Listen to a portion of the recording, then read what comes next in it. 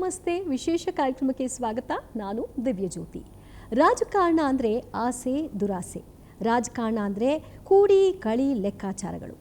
ಪಕ್ಷ ಎಲ್ಲ ಕೊಟ್ಟಾಗ ತಾಯಿ ಸಮಾನ, ಪಕ್ಷ ಏನೂ ಕೊಡಲಿಲ್ಲ ಅಂದಾಗ ದ್ರೋಹ, ವಿಶ್ವಾಸಘಾತಕತನ ಮತ್ತು ಮೋಸ ಮಾಡಿದರು.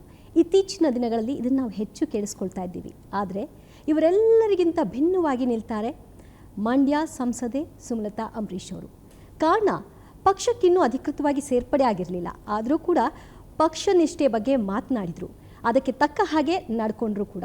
ಇವತ್ತು ಅವ್ರು ನಮ್ಮ ಜೊತೆ ಇದ್ದಾರೆ, ಅವ್ರನ್ನ ಮಾತನಾಡಿಸೋಣ. ಮೇಡಮ್ ನಮಸ್ತೆ, ಕಾರ್ಯಕ್ರಮಕ್ಕೆ ಸ್ವಾಗತ. ನಮಸ್ತೆ, ಥ್ಯಾಂಕ್ ಯು. ಸೊ ಪಕ್ಷಕ್ಕೋಸ್ಕರ ನಾನು ಪಕ್ಷ ಏನು ತೀರ್ಮಾನ ತೆಗೆದುಕೊಳ್ಳುತ್ತೆ ಅದಕ್ಕೆ ಬದ್ಧನಾಗಿದ್ದೀನಿ ಅಂತ ಹೇಳೋರು ರಾಜಕಾರಣದಲ್ಲಿ ಬಹಳ ವಿರಳವಾಗಿ ಕಾಣಿಸ್ತಾರೆ. ನೀವು ಆ ಸಾಲಿನಲ್ಲಿ ಪ್ರಮುಖವಾಗಿ ಕಾಣಿಸ್ಬಿಟ್ರಿ. ಸೊ ಆ ಬಗ್ಗೆ ಏನು ಹೇಳ್ತೀರಿ?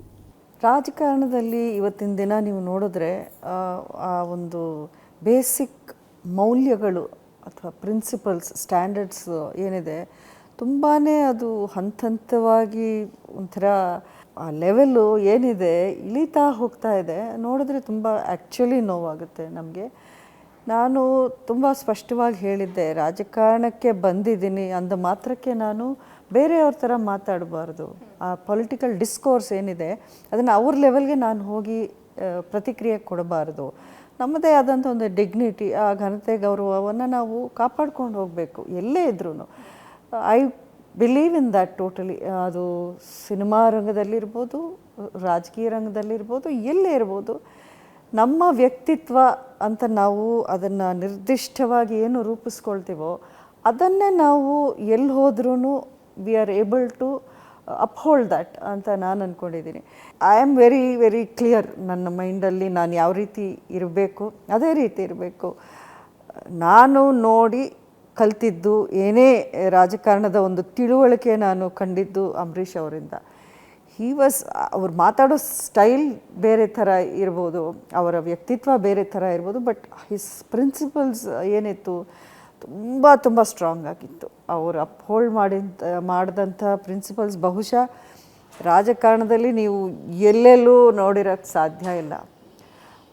So I think I learn from him. ಹಾಗಾಗಿ ನನಗೆ ಅದರ ಒಂದು ಬೆಲೆ, ಆ ಒಂದು ಮೌಲ್ಯಗಳೇ ನನಗೂ ಒಂದು ರೀತಿ ಇಂಬೈಬ್ ಮಾಡಿಕೊಂಡು ಬರೋಕ್ಕಾಯ್ತು. Very nice. ಸೊ ಈಗ ನೀವು ತಗೊಂಡಿರೋ ನಿರ್ಧಾರ ಸ್ಪಷ್ಟವಾಗಿದೆಯಾ, ಸುಗಮವಾಗಿದೆಯಾ, ಏನು ಹೇಳ್ತೀವಿ? ಅಲ್ಲ, ಪಾಲಿಟಿಕ್ಸಲ್ಲಿ ಯಾವುದೂ ಸುಗಮ ಇಲ್ಲ. ಯಾವುದು ಎಸ್ಪೆಷಲಿ ಮಹಿಳೆಯರಿಗೆ, ಯಾವುದೇ ರಂಗ ತಗೊಳ್ಳಿ ನೀವು, ಅದು ಸಿನಿಮಾ ರಂಗ ಅಂತ ಅಲ್ಲ, ರಾಜಕೀಯ ರಂಗ ಅಲ್ಲ, ಬೇರೆ ಜಾಬ್ಗೆ ಅಥವಾ ಇನ್ನೊಂದು ಬಿಸ್ನೆಸ್ಸು, ಎಲ್ಲೋ ಒಂದು ಕಡೆ ಮಹಿಳೆಯರಿಗೆ ಒಂದಷ್ಟು ಪುರುಷರು ಒಂದು ಹೆಜ್ಜೆ ಹಾಕಬೇಕಾಗುತ್ತೆ ಅಂದರೆ ಮಹಿಳೆಯರು 10 ಹೆಜ್ಜೆ ಹಾಕಬೇಕು ಅದೇ ಯಶಸ್ವಿಯನ್ನು ಪಡೆಯೋಕ್ಕೆ. ಅದರಲ್ಲಿ ಎರಡು ಮಾತಿಲ್ಲ. ಆದರೂ ನಾನು ಒಂದು ನಿರ್ಧಾರಕ್ಕೆ ಬಂದ ಮೇಲೆ ನನಗೆಲ್ಲ ಅದು ಬೇರೆದು ನಾನು ಫೋಕಸ್ ಮಾಡಲ್ಲ. ಐ ವಿಲ್ ಫೋಕಸ್ ಈ ನಿರ್ಧಾರವನ್ನು ಎಷ್ಟು ನಾನು ಎಫೆಕ್ಟಿವ್ ಆಗಿ ನಾನು ನಿಭಾಯಿಸ್ಕೊಂಡು ಹೋಗ್ಬೋದು ಅನ್ನೋದು ಮಾತ್ರ ನಾನು ಯೋಚನೆ ಮಾಡ್ತೀನಿ, ಬೇರೆದ್ರ ಬಗ್ಗೆ ನಾನು ಯೋಚನೆ ಮಾಡಲ್ಲ. ರಾಜಕೀಯ ನಿರ್ಧಾರ ತಗೊಳ್ಳೋದಕ್ಕೆ ವಿಳಂಬ ಆಯಿತು ಅಂತ ಅನ್ನಿಸ್ತಿದ್ಯಾ ಮೇಡಮ್? ಅಲ್ಲ, ತಡ ಅಂತ ನೀವು ಏನಕ್ಕೆ ಅಂತಿದ್ದೀರಾ? I don't know. ಬಿಕಾಸ್ ನಾನು ಏನೇ ಮಾಡಿದ್ರು ಮೊದಲಿಂದಲೂ ನನ್ನ ಸುತ್ತಮುತ್ತ ಇರೋರು ಅಥವಾ ನನ್ನ ಬೆಂಬಲಿಗರು, ನನ್ನನ್ನು ನಂಬಿಕೊಂಡು ಬಂದವರು ಈ 5 ವರ್ಷಗಳ ಒಂದು ಜರ್ನಿಯಲ್ಲಿ, ಅವರನ್ನು ಬಿಟ್ಟು ನಾನು ನನ್ನ ಏಕಾಏಕಿ ನಿರ್ಧಾರ ತಗೊಳ್ಳೋಕೆ ನನಗಿಷ್ಟ ಇಲ್ಲ. ವಾಟ್ ಎವರ್ ಐ ಡೂ, ನಾನೇನು ಸರ್ಪ್ರೈಸಾಗಿ ಅವ್ರಿಗೆ ಸ್ಪ್ರಿಂಗ್ ಮಾಡೋಕ್ಕೆ ನನಗಿಷ್ಟ ಇಲ್ಲ.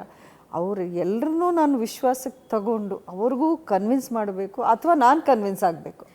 ಲಾಸ್ಟ್ ಟೈಮ್ ನಾನು ಕನ್ವಿನ್ಸ್ ಆದೆ. ನಾನು ರಾಜಕಾರಣಿ ಅಲ್ಲ, ಇದು ಒಂದು ಆಕ್ಸಿಡೆಂಟಲ್ ಪೊಲಿಟಿಷಿಯನ್ ಅಂತಲೇ ಹೇಳ್ತೀನಿ. ಅದು ಅವರ ಒತ್ತಾಯ. ಸೊ ಅವ್ರು ನನ್ನನ್ನು ಕನ್ವಿನ್ಸ್ ಮಾಡಿದ್ರು. ಇವಾಗ ನಾನು ಅವರನ್ನು ಕನ್ವಿನ್ಸ್ ಮಾಡಿದ್ದೀನಿ. ಈ ಟೈಮಲ್ಲಿ ಈ ನಿರ್ಧಾರನೇ ಸೂಕ್ತ ಅನ್ನುವಂಥ ಮಾತನ್ನು, ಅದು I can't convince all of them in one day. ಅದಕ್ಕೆ ಸ್ವಲ್ಪ ಟೈಮ್ ಆಗುತ್ತೆ. ಈ ನಿರ್ಧಾರ ನನಗೂ ಸ್ಪಷ್ಟತೆ ಸಿಗಬೇಕಲ್ಲ, ಇದು ಕರೆಕ್ಟಾ ರೈಟ್ ಅಂತ. ನಮ್ಮ ಒಂದು ಕ್ಲೋಸ್ ಸರ್ಕಲಲ್ಲಿ ನಾನು ಡಿಸ್ಕಸ್ ಮಾಡ್ತೀನಿ, ಒಂದಷ್ಟು ಅಡ್ವೈಸು ತಗೋತೀನಿ. Because I am not some veteran politician ಅಲ್ಲ, ಇದು ನನಗೂ ಜಸ್ಟ್ ಸ್ಟಾರ್ಟಿಂಗ್ ಟೈಮೇ ಅಂತ ಹೇಳ್ತೀನಿ. ಅಂದರೆ ಕೊನೆಗಳಿಗೆವರೆಗೂ ಕೂಡ ನೀವು ಆ ಹೋಪ್ಸ್ ಇಟ್ಕೊಂಡಿದ್ರಿ, ಮಂಡ್ಯ ಉಳಿಸ್ಕೊಳ್ತೀವಿ ಮತ್ತು ಕಂಟೆಸ್ಟ್ ಮಾಡ್ತೀನಿ ಅಂತಲೇ ಮಾತಾಡ್ತಾ ಇದ್ರಿ. ಅಂದರೆ ನಿಮಗೆ ಆ ಪ್ರಾಮಿಸ್ ಮಾಡಿದ್ರಾ, ನಾವು ಕನ್ವಿನ್ಸ್ ಮಾಡ್ತಾ ಇದ್ದೀವಿ, ಮಾತುಕತೆ ಹಂತದಲ್ಲಿದೆ, ಸ್ವಲ್ಪ ನೋಡೋಣ ಅಂತ? ಎಸ್, ಇತ್ತು. ನನಗೆ ನಾನು ಲಾಸ್ಟ್ ಬಡ್ಜೆಟ್ ಸೆಷನ್ನ ನಡೀತಿರ್ಬೇಕಾದ್ರೆ ನಾನು ಪ್ರೈಮ್ ಮಿನಿಸ್ಟರ್ ಅವ್ರನ್ನ ಸ್ವತಃ ಭೇಟಿ ಮಾಡಿದ್ದೆ. ಆ ಟೈಮಲ್ಲಿ ನಾನು ಈ ವಿಷಯಗಳನ್ನೆಲ್ಲ ಮಂಡ್ಯದ ಒಂದು ರಾಜಕೀಯ ವಾತಾವರಣ, ಪರಿಸ್ಥಿತಿ, ಸ್ಥಿತಿಗತಿ ಎಲ್ಲವನ್ನೂ ನಾನು ಅವ್ರಿಗೆ ತುಂಬ ವಿಸ್ತಾರವಾಗಿ ತುಂಬ ಟೈಮ್ ಕೊಟ್ಟರು ನನಗೆ ಮಾತಾಡೋಕ್ಕೆ. ಅದನ್ನೆಲ್ಲ ಎಕ್ಸ್ಪ್ಲೇನ್ ಮಾಡಿದೆ. ಅವರು ಎಲ್ಲ ಮಾಹಿತಿನ ಇಟ್ಕೊಂಡಿದ್ದಾರೆ, ಅವ್ರಿಗೆ ಗೊತ್ತಿಲ್ಲ ಮಂಡ್ಯದ ಬಗ್ಗೆ ಅಂತ ಏನಿಲ್ಲ. He is very much updated and aware. ಅವರೂ ಅದೇ ಅಂದರು, ನಮಗೂ ಆಸೆ ಮಂಡ್ಯ ಸೀಟ್ನ ನಿಮಗೆ ಕೊಟ್ಟು ನಾವೇ ಉಳಿಸ್ಕೋಬೇಕು BJPಯಲ್ಲಿ ಅಂತ. ಅಲಯನ್ಸ್ ಇರೋದ್ರಿಂದ ಒಂದು ಅದನ್ನು ಸ್ಮೂತಾಗಿ ಯಾವ ರೀತಿ ಮಾಡಬೇಕು ಅನ್ನೋ ವಿಷಯ ಇನ್ನೂ ಚರ್ಚೆ ನಡೀತಾ ಇದೆ.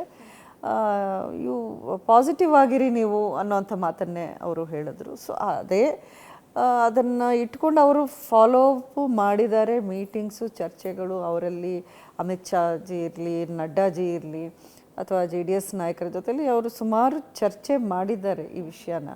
ಸೊ ಕೊನೆಗೆ ದೇ ಫೆಲ್ಟ್ ಈ ಕಾಂಪ್ರಮೈಸ್ ಆಗಿ ಇದೇ ಬೆಸ್ಟ್ ಡೆಸಿಷನ್ ಅನ್ನುವಂಥ ನಿರ್ಧಾರಕ್ಕೆ ಬಂದರು. ಅಂದರೆ ನಿಮ್ಮ ಈ ಎಲ್ಲ ನಿರ್ಧಾರಗಳಿಗೆ ಅವರ ಒಂದು ನಿರ್ಧಾರಗಳು, ಅವರ ನಡವಳಿಕೆಗಳು, ಅವರ ರಾಜಕೀಯ ನಿರ್ಧಾರಗಳು ಇದೇ ಕಾರಣ ಆಯಿತಾ? ಮೋದಿ ಮಾಡೆಲೇ ಕಾರಣ ಆಯಿತಾ? ಹೇಗೆ?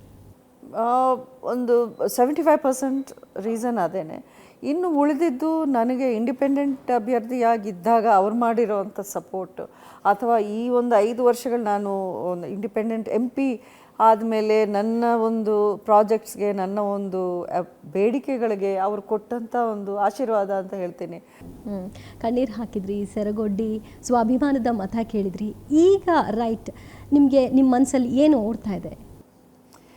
ಈಗ ನನಗೆ ಇನ್ನೂ ಒಂದು ಹೆಚ್ಚಿನ ಒಂದು ಶಕ್ತಿ ಸಿಕ್ಕಿದೆ ಅಂತ ನನಗನ್ನಿಸ್ತಾ ಇದೆ. ಮಂಡ್ಯ ಬಗ್ಗೆ ಅಂಬರೀಷ್ ಅವ್ರಿಗೆ ಒಂದಷ್ಟು ಕನಸುಗಳಿತ್ತು. ಅದನ್ನು ನಾನು ಮುಂದುವರಿಸಿ ಆ ಕನಸುಗಳನ್ನ ಒಂದಷ್ಟಾದರೂ ನಾನು ಈಡೇರಿಸಬೇಕು ಅನ್ನೋ ಆಸೆ ಇದೆ. ಅಷ್ಟೇ ಅಲ್ಲ, ನಮ್ಮ ಮಂಡ್ಯ ಜಿಲ್ಲೆಯ ಜನತೆಯ ಒಂದು ಅವಶ್ಯಕತೆ ಏನಿದೆ, ಸಮಸ್ಯೆಗಳೇನಿವೆ, ಅದರ ಬಗ್ಗೆ ನಾನು ಹೆಚ್ಚಿನ ಇಂಟ್ರೆಸ್ಟ್ ತಗೊಂಡು, ಈಗ ಇನ್ನೂ ಟೈಮ್ ಇದೆ ನನ್ನ ಹತ್ರ. MP ಆಗಿ you are running between Delhi, Mandya, ಇಲ್ಲಿ ಎಲ್ಲ ಕಡೆನೂ ಎಲ್ಲ ಕೆಲಸಕ್ಕೂ ನಾವು ಅಟೆಂಡ್ ಮಾಡೋಕ್ಕಾಗಲ್ಲ. ಈಗ ಒಂದಷ್ಟು ಗ್ಯಾಪಿಂದ ಒಂದು ಆರಾಮಾಗಿ ನಾನು ಇದನ್ನು ಪರ್ಸ್ಯೂ ಮಾಡೋಕ್ಕೆ ಒಂದು ಅವಕಾಶ ಆಗುತ್ತೆ. ಅಧಿಕಾರದಲ್ಲಿದ್ದಾಗ ನೀವು ಮಾಡೋ ಕೆಲಸಕ್ಕೂ ಅದರ ಎಫೆಕ್ಟಿವ್ನೆಸ್ಗೂ, ಆ ಶಕ್ತಿಗೂ, ಅಧಿಕಾರ ಇಲ್ಲದೇ ಇದ್ದಾಗ ಮಾಡೋದಕ್ಕೂ ಬಹಳ ವ್ಯತ್ಯಾಸ ಅನಿಸಲ್ವಾ? ಆಗ ಆ ಗ್ಯಾಪ್ನ ಹೆಂಗೆ ಫಿಲ್ ಮಾಡ್ತೀರಿ? No, you have to fight. ಈಗ ಅಧಿಕಾರದಲ್ಲಿ ಇಲ್ಲದೆ ಹೋದ್ರೂ, ಈಗ ನಾನು ಒಬ್ಬ MP, ನನ್ನ ಹತ್ರಕ್ಕೆ ಹಲವಾರು ಜನ ಬರ್ತಾರೆ. ಅವರವರ ಸಮಸ್ಯೆ ಅಥವಾ ಅವರವರ ಏರಿಯಾದಲ್ಲಿ, ಅವರವರ ಜಾಗಗಳಲ್ಲಿ ಏನಿದೆ ಅದನ್ನು ಇಂಥದ್ದಿದೆ, ನೀವು ಇದನ್ನು ಮಾಡಬೇಕು ಅಂತ ಹೇಳ್ತಾರೆ. ಒಂದು ವೇಳೆ ನಾನು ಅದನ್ನು ಮಾಡೋಕ್ಕಾಗಿಲ್ಲ ಅಂದರೆ ಅವ್ರು ಬಿಟ್ಬಿಡ್ತಾರೆ. ದೇ ಆರ್ ನಾಟ್ ಅವರೇನು ಅಧಿಕಾರದಲ್ಲಿ ಇರೋರಲ್ಲ ಅವರು, ಬಟ್ ಹಿಂದೆ ಬಿದ್ದು ಅವ್ರು ಮಾಡಿಸ್ಕೋತಾರೆ ಆ ಕೆಲಸ. ಅದೇ ರೀತಿ I will have to be representing them ಬೇರೆ ರೀತಿಯಲ್ಲಿ. ನನಗೆ ಆ ಪವರ್ ಇರಲ್ಲ, ಇಂಪ್ಲಿಮೆಂಟ್ ಮಾಡಿಸೋ ಪವರ್ ಇರಲ್ಲ, ಬಟ್ ಅದನ್ನು ಯಾರು ಮಾಡ್ತಿದ್ದಾರೆ, ಆ ಪವರಲ್ಲಿ ಯಾರಿದ್ದಾರೆ, ಅವ್ರು ಬೆನ್ನಿಗೆ ಬಿದ್ದು ಮಾಡೋ ಅಂಥ ಕೆಪಾಸಿಟಿ ಅಂತೂ ಇದ್ದೇ ಇರುತ್ತೆ. Because given my previous track record also. So ಅದನ್ನು ಇಟ್ಟುಕೊಂಡು ಖಂಡಿತ ಇದೊಂದು ನ್ಯೂ ಕರ್ವ್, ಅದನ್ನು ಯಾವ ರೀತಿ ನ್ಯಾವಿಗೇಟ್ ಮಾಡಬೇಕು ಅನ್ನೋದನ್ನು ನಾನು ಮುಂದಕ್ಕೆ ನೋಡಬೇಕು. ಬಟ್ ಇಂಟೆನ್ಷನ್ ಅಂತೂ ಇದೆ. ಸೊ ಕಾಂಗ್ರೆಸ್ನಿಂದ ನಿಮಗೆ ಆಫರ್ ಬಂದಿತ್ತಾ? ಸಿದ್ದರಾಮಯ್ಯನವರು ನಿಮ್ಮನ್ನು ಅಪ್ರೋಚ್ ಮಾಡಿದರು, ಅವ್ರ ಕಡೆಯಿಂದ ಪಾಸಿಟಿವ್ ರೆಸ್ಪಾನ್ಸ್ ಇತ್ತು. ಬಟ್ DK ಶಿವಕುಮಾರ್ ಅವರು ಅದಕ್ಕೆ ಬ್ರೇಕ್ ಹಾಕಿದರು, ಚೆಕ್ಮೇಟ್ ಇಟ್ಟರು ಅಂತ ಹೇಳ್ತಾರೆ. ಸೊ ಅದ್ರ ಬಗ್ಗೆ ನಿಮ್ಮ ಈ ಮಾತುಗಳನ್ನು ನಾನು ಕೇಳಿದ್ದೀನಿ, ಇಲ್ಲ ಅಂತ ನಾನು ಹೇಳೋಕ್ಕಾಗಲ್ಲ. ಸಿದ್ದರಾಮಯ್ಯನವರು ಅಫ್ಕೋರ್ಸ್ ಯಾವತ್ತೂ ಪಾಸಿಟಿವ್ ಆಗೇ ಇದ್ದರು. ಅವ್ರ ಕಡೆಯಿಂದ ಡೈರೆಕ್ಟ್ ಆಫರ್ ಅಂತ ನಾನು ಹೇಳಲ್ಲ, ಬಟ್ ಅವ್ರ ಸುತ್ತಮುತ್ತ ಇರೋರೆ ನೀವು ಪಾರ್ಟಿಗೆ ಬರೋದಾದರೆ ನಾವು ಸಪೋರ್ಟಿವ್ ಆಗಿರ್ತೀವಿ ಅಂತ. ಇನ್ನು ಉಳಿದವರು ಬಹುಶಃ 90% ಎಲ್ಲ ಅಂಬರೀಷ್ ಅವರ ಕಲೀಗ್ಸೇ ಅಲ್ಲಿರೋದು. ನಮ್ಮ ಜೊತೆಯಲ್ಲಿ ತುಂಬ ಒಂದು ಒಳ್ಳೆ ಫ್ರೆಂಡ್ಶಿಪ್ ಇದ್ದಂಥವ್ರೆ ಅವರೆಲ್ಲ. ಅವರು ಆಸೆ ಪಟ್ಟರು, ನಾನು ಕಾಂಗ್ರೆಸ್ಗೆ ಸೇರಬೇಕು, ನಿಮಗೆ ನ್ಯಾಚುರಲ್ ಚಾಯ್ಸ್ ಇದು, ಇಲ್ಲೇ ಬಂದರೆ ನೀವು ಕರೆಕ್ಟ್ ಫಿಟ್ ಆಗ್ತೀರಾ ಅನ್ನೋವಂಥ ಮಾತುಗಳನ್ನ ಹೇಳಿದ್ರು. ಬಟ್ ಅಫ್ಕೋರ್ಸ್ ನೀವು ಹೇಳಿದಾಗೆ, if somebody doesn't want you in the party, ನೀವು ನಮ್ಮ ಬೇಡವೇ ಬೇಡ ಅನ್ನೋ ಕಡೆಗೆ ಹೋಗೋಕ್ಕೆ ನನ್ನ ಸೆಲ್ಫ್ ರೆಸ್ಪೆಕ್ಟ್ ಅದನ್ನು ಒಪ್ಪಲ್ಲ. ಯಾಕೆ ಈ ಜಟಾಪಟಿ? DK ಶಿವಕುಮಾರ್ ಅವರು ನಿಮ್ಮನ್ನು ಬರಬಾರ್ದು, ನಿಮ್ಮನ್ನು ಸೇರಿಸ್ಕೊಳ್ಬಾರ್ದು ಅನ್ನೋ ಈ ಜಟಾಪಟಿ ಯಾಕೆ? ಈ ವಿಷಯವನ್ನು ನೀವು ಬಹುಶಃ ಅವರನ್ನೇ ಕೇಳಿದ್ರೆ ಒಳ್ಳೆಯದು, ಯಾಕೆಂದರೆ ನನಗೂ ಕುತೂಹಲ ಇದೆ ತಿಳ್ಕೊಳ್ಳೋಕ್ಕೆ. ನನಗೆ ಗೊತ್ತಿಲ್ಲ, ಬಿಕಾಸ್ ನನಗೆ ಗೊತ್ತಿರೋ ಮಟ್ಟಿಗೆ ನನಗೂ ಅವ್ರಿಗೂ ಇಂಟ್ರ್ಯಾಕ್ಷನ್ನೇ ಹಾರ್ಡ್ಲಿ ಒಂದು 4-5 ಬಾರಿ ಆಗಿರ್ಬೋದು ಅಲ್ಲಲ್ಲಿ. ಸೊ ಯಾವ ಕಾರಣಕ್ಕೆ ಅವರು ಏನು ಅವ್ರ ಮೈಂಡಲ್ಲಿ ಇಟ್ಕೊಂಡಿದ್ದಾರೆ, ಏನಕ್ಕೆ ನಮ್ಮ ಬಗ್ಗೆ ಅವ್ರಿಗೆ ಅಷ್ಟು ಅಗೇನ್ಸ್ಟ್ ನೆಗೆಟಿವ್ ಮೈಂಡ್ಸೆಟ್ ಇದೆ ಅಂತ ನನಗೂ ತಿಳ್ಕೊಬೇಕು ಅಂತ ಇದೆ. ಅಂದರೆ ಕಾಂಗ್ರೆಸ್ ಸೇರೋ ಮನಸ್ಥಿತಿ ಅಥವಾ ಆಲೋಚನೆ ನಿಮ್ಮಲ್ಲೂ ಇತ್ತ? ಹಾಗೊಂದು ವೇಳೆ ಎಲ್ಲ ವಾತಾವರಣ ತಿಳಿಯಾಗಿದ್ದಿದ್ರೆ? ಕಾಂಗ್ರೆಸ್ ಸೇರೋ ಮನಸ್ಥಿತಿ ನನಗಿತ್ತಾ ಇಲ್ವಾ ಅನ್ನೋದಕ್ಕಿಂತ ನನ್ನ ಕಾರ್ಯಕರ್ತರೆಲ್ಲರೂ ಮಂಡ್ಯದಲ್ಲಿ 90% ಕಾಂಗ್ರೆಸ್ಸಲ್ಲಿದ್ದವರೇ, ಅಂಬರೀಷ್ ಅವ್ರ ಜೊತೆಯಲ್ಲಿದ್ದಂಥವರು. ಅವರು ನನ್ನ ಎಲೆಕ್ಷನ್ ಸಂದರ್ಭದಲ್ಲಿ ಕಾಂಗ್ರೆಸ್ನ ಬಿಟ್ಟು ನನ್ನ ಜೊತೆಯಲ್ಲಿ ಬಂದರು. ಒಂದಷ್ಟು ಜನರನ್ನ ಅವರು ಉಚ್ಚಾಟನೆ ಮಾಡಿದ್ರು ಪಾರ್ಟಿಯಿಂದ. ಸೊ ಅವರೆಲ್ಲರಿಗೂ ಆ ಕಾಂಗ್ರೆಸ್ ಚೌಕಟ್ಟಿಂದ ಬಂದರು ಆಗಿರೋದ್ರಿಂದ ನ್ಯಾಚುರಲಿ ನನ್ನ ಕಾಂಗ್ರೆಸ್ಗೆ ನೀವು ಟ್ರೈ ಮಾಡಿ, ಕಾಂಗ್ರೆಸ್ಸಲ್ಲಿ ಸೇರ್ಕೊಳ್ಳಿ ಅಂತ ತುಂಬ ಅವ್ರಿಗೆ ಆಸೆ ಇತ್ತು.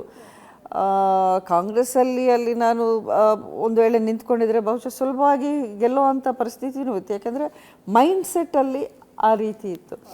ಬಟ್ ನಾನು ಹೇಳಿದ್ನಲ್ಲ, ನನಗೆ ಆ ರೀತಿ ಸ್ವಾಭಿಮಾನ ಪಕ್ಕಕ್ಕಿಟ್ಟು ನಾನೇ ಹೋಗಿ ಇಲ್ಲ ನನ್ನನ್ನು ಪಾರ್ಟಿಲಿ ಸೇರಿಸ್ಕೊಳ್ಳಿ ಅನ್ನೋವಂಥ ಇದು ನನಗೆ I don't want to do. ಆ ಲೆವೆಲ್ಗೆ ನಾನು ಹೋಗೋಕ್ಕೆ ನನಗಿಷ್ಟ ಇಲ್ಲ. BJP ಸೇರ್ಪಡೆ ನಿರ್ಧಾರ 1 ವರ್ಷಗಳ ಹಿಂದೆ ಆಗಿತ್ತಾ? ಯಾವಾಗ ಆಯಿತು? ಮತ್ತು ಈ ಮೈತ್ರಿ ವಿಷಯವಾಗಿ ನಿಮಗೆ ಪರ್ಟಿಕ್ಯುಲರ್ ಆಗಿ ಗೊತ್ತಾಗಿದ್ದು ಯಾವಾಗ? ಹಿಂಗೊಂದು ಚರ್ಚೆ ನಡೀತಾ ಇದೆ, ಬಹುಶಃ ನನ್ನ ಕೈ ತಪ್ಪಬಹುದು ಮಂಡ್ಯ ಟಿಕೆಟ್ ಅಂತ. ಅಲ್ಲ, ಮೈತ್ರಿ ವಿಚಾರ ಅಫ್ಕೋರ್ಸ್ ಲಾಸ್ಟ್ ಇಯರೇ ಅವರು ಮಾಡ್ಕೊಂಡಿದ್ರು. ಐ ಥಿಂಕ್ ಸೆಪ್ಟೆಂಬರ್ ಅಕ್ಟೋಬರ್ ಟೈಮಲ್ಲಿ ಅನೌನ್ಸ್ ಆಯ್ತೇನೋ. ಮೇ ಬಿ ಆ ಪ್ರೀವಿಯಸ್ 1 ಮಂತ್ ಆ ಟೈಮಲ್ಲಿ ನಮಗೆ ಮೈತ್ರಿ ಈ ಥರ ಆಗ್ಬೋದು ಅಂತ ಒಂದು ನ್ಯೂಸ್ ಬರ್ತಾ ಇತ್ತು. ಬಟ್ ಮೈತ್ರಿ ಆದಮೇಲೆ ಅದೇನು ನ್ಯಾಚುರಲಿ ಮೈತ್ರಿ ಸೀಟು ಅವ್ರಿಗೆ ಹೋಗುತ್ತೆ ಅಂತ ಯಾರೂ ಆ ಥರ ಫಿಕ್ಸ್ ಆಗಿರಲಿಲ್ಲ, including the party leaders. So Sumalatha ಅಂದರೆ ಗಟ್ಟಿಗಿತ್ತಿ, ರೆಬಲ್ ಲೇಡಿ, ಈ ಥರದ ಬಿರುದುಗಳನ್ನೆಲ್ಲ ಕೇಳಿಸ್ಕೊಂಡಿದ್ದೀವಿ ನಾವು.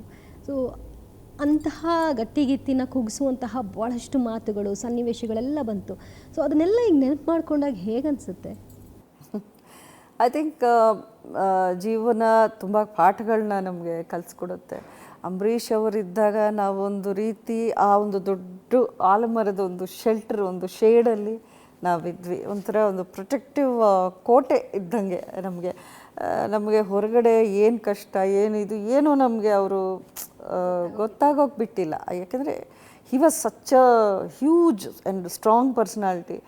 ಸೊ ಅವರು ಬಿಟ್ಟು ಹೋದಾಗ ಪ್ರಪಂಚ ಆಗ್ತಾನೆ ಏನು ಅನ್ನೋದೊಂಥರ ಕಣ್ಣು ತೆಗೆದು ನೋಡುವಂಥ ಒಂದು ಪರಿಸ್ಥಿತಿ ಆ ಟೈಮಲ್ಲಿತ್ತು. ಸೊ ಒಂದೊಂದಾಗಿ ನಿಮಗೆ ಜೀವನದಲ್ಲಿ ಈ ರೀತಿಯ ಒಂದು ಸಂದರ್ಭನ ಫೇಸ್ ಮಾಡಬೇಕಾಗಿ ಬಂದಾಗ ಯು ಬಿಕಮ್ ಸ್ಟ್ರಾಂಗರ್. ಅದು ಆವಾಗ ನಿಮ್ಮ ವ್ಯಕ್ತಿತ್ವ ಏನು, ನಿಮ್ಮ ಕ್ಯಾರೆಕ್ಟರ್ ಸ್ಟ್ರೆಂತ್ ಏನು ಅನ್ನೋದು ನಿಮಗೆ ಗೊತ್ತಾಗತ್ತೆ, ನಾಟ್ ಫಾರ್ ಅದರ್ಸ್. ನಮಗೇನೆ ಏನಾದರೂ ಪರವಾಗಿಲ್ವೇ ಇಂಥ ಒಂದು ಸಿಚುವೇಶನ್ನ ನಾನು ಫೇಸ್ ಮಾಡಿ ಅದನ್ನು ಗೆದ್ದಿದ್ದೀನಿ ಅಂತ ಬಂದರೆ you start respecting yourself also. ಇನ್ನೂ ಆ ಸೆಲ್ಫ್ ರೆಸ್ಪೆಕ್ಟ್ ಅನ್ನೋದು ಇನ್ನೂ ಹೆಚ್ಚಾಗುತ್ತೆ ನಮ್ಮಲ್ಲಿ. ನಮಗೆ ಆ ಕಾನ್ಫಿಡೆನ್ಸ್, ಆತ್ಮವಿಶ್ವಾಸ ಅದೂ ನಮಗೆ ಅದು ಡೆವಲಪ್ ಆಗುತ್ತೆ. ಆ ಒಂದು ಡಿಪೆಂಡೆಂಟ್ ಸ್ಟೇಜಿಂದ ನಾವೂ ಒಂಥರ ನಮ್ಮ ಓನ್ ಸ್ಟ್ರೆಂತ್ ಏನು ಅನ್ನೋವಂಥದ್ದು ನಾವೇ ಒಂಥರ ತಿಳ್ಕೊಂಡವರಾಗ್ತೀವಿ.